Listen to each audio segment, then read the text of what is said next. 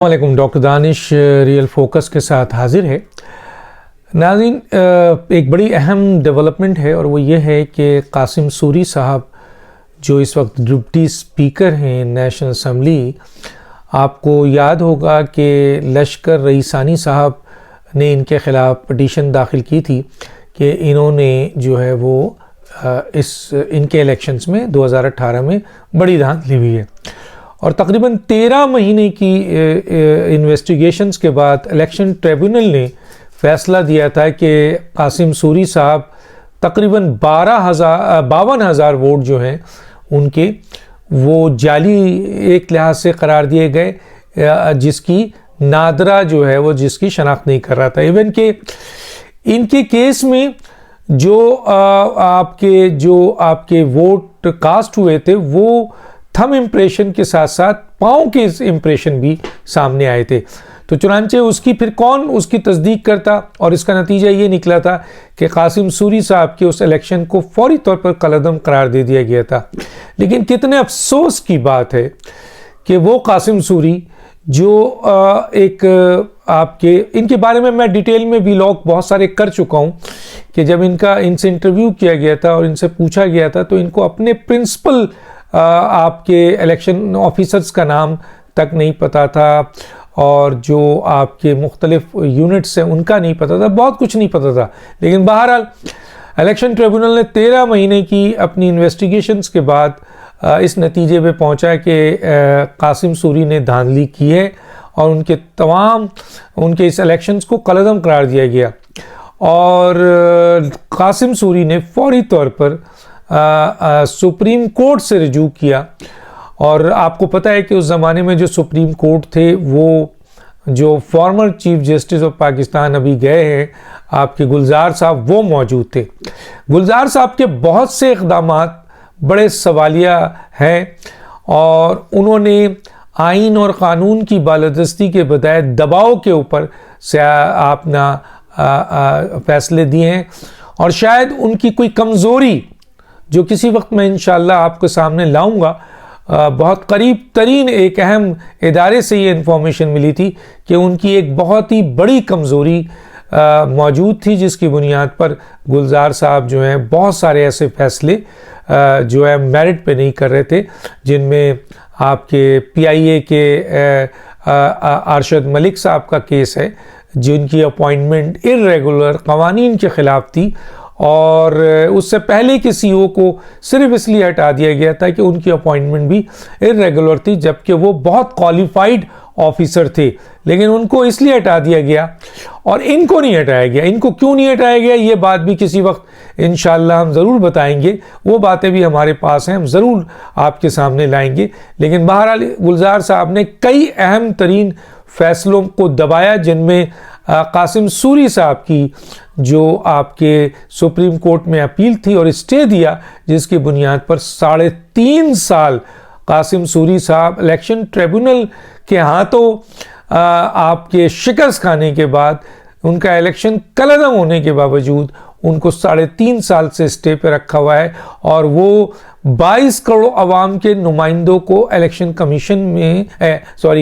Parliament में deputy speaker और कभी स्पीकर की पोस्ट पे बैठ के वो वहाँ आपके फैसले देते हैं और कहते हैं वहाँ पे पार्लियामेंट में कि मुझे सिलेक्टेड मत कहो, मैं वोट लेके आया हूँ।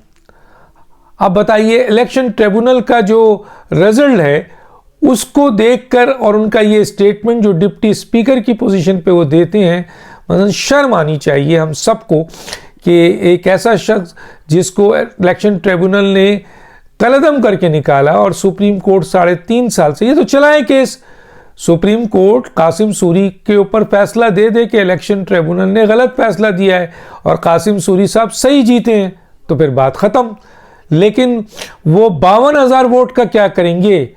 जिसको नादरा यानी खुद इस वक्त हुकूमत के नीचे, मिनिस्ट्री ऑफ इंटीरियर के नीचे, वज़ीर आज़म के नीचे, PTI के नीचे वो नादरा तस्दीक नहीं कर रहा है इनके 52,000 वोट की,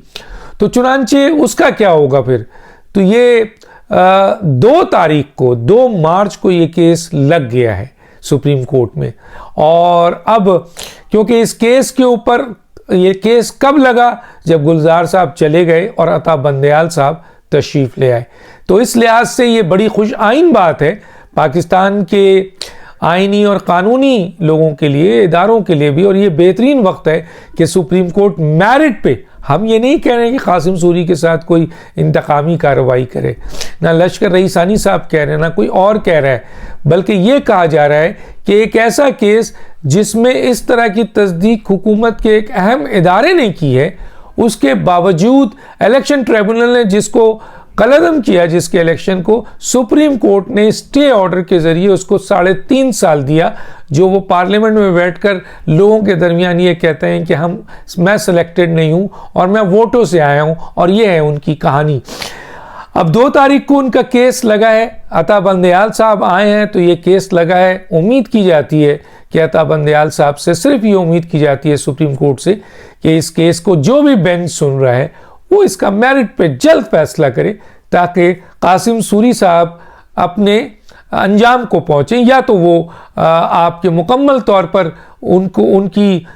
जो इलेक्शन है उसको वैलिडेट कर दिया जाए कि नहीं जी बिल्कुल सही इलेक्ट होके आए हैं, या फिर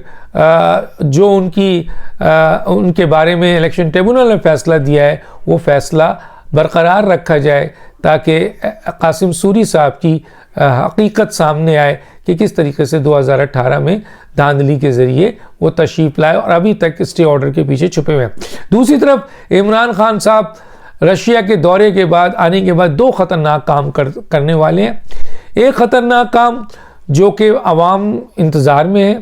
पूरी कौम इंतज़ार में है, अपोजिशन इंतज़ार में है, मुल्क इंतज़ार में है, और वो ये है कि वह असम्बली तोड़ दें, क्योंकि उनको इस बात का यकीन हो गया है और बता दिया गया है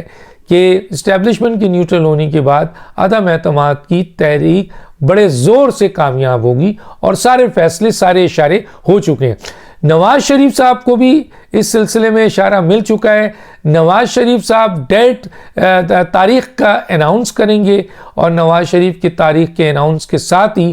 पूरी तैयारी से अपोजिशन, जिसमें पीपल्स पार्टी भी है, आपके पीडीएम भी है, पीएमएलएन भी है, इवन के आपके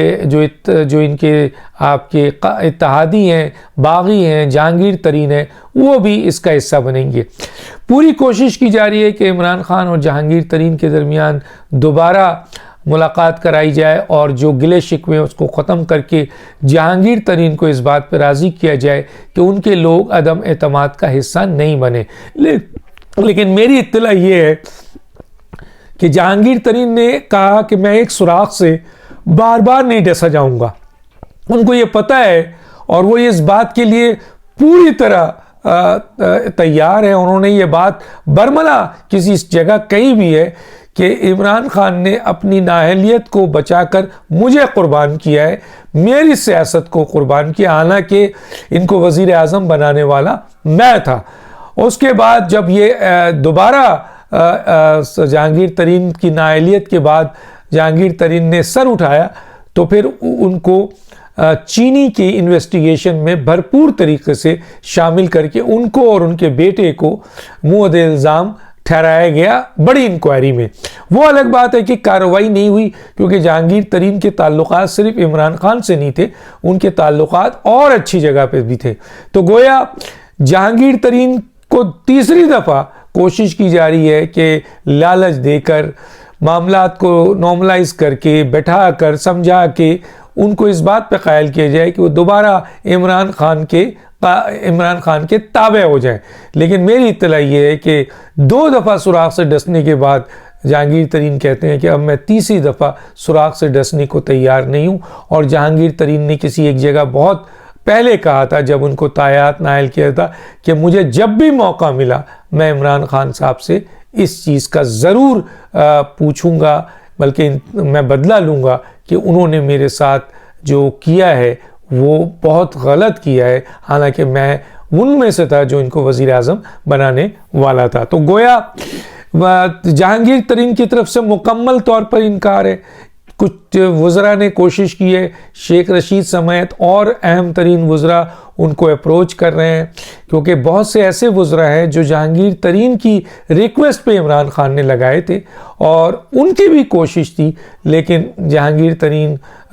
ने साफ इनकार कर दिया है कि अब वो तीसरी दफ़ा सुराख से नहीं डसेंगे और वो किसी भी सूरत में अब इमरान साहब के झांसे में नहीं आएंगे। तो चुनांचे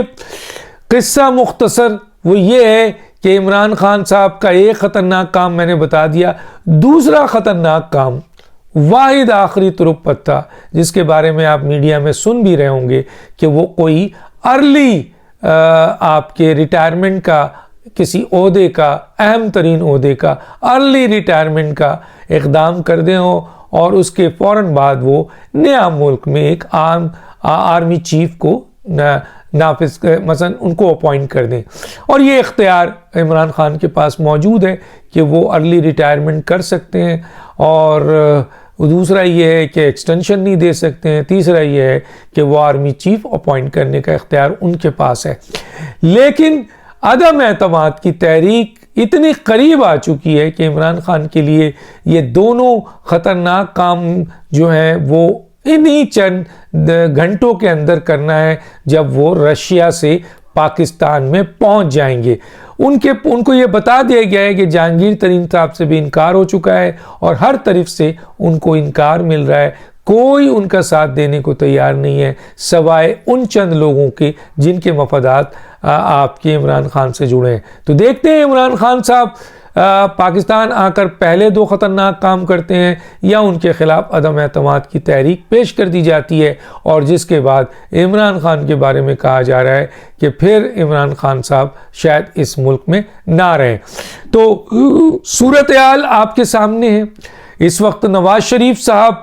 का उनको इशारा मिल चुका है, उन्होंने सिर्फ एक फ़ोन करना है और तहरीके अदम एतमाद मुकम्मल आपने ताकत के साथ, मजबूती के साथ, अपने नंबर के साथ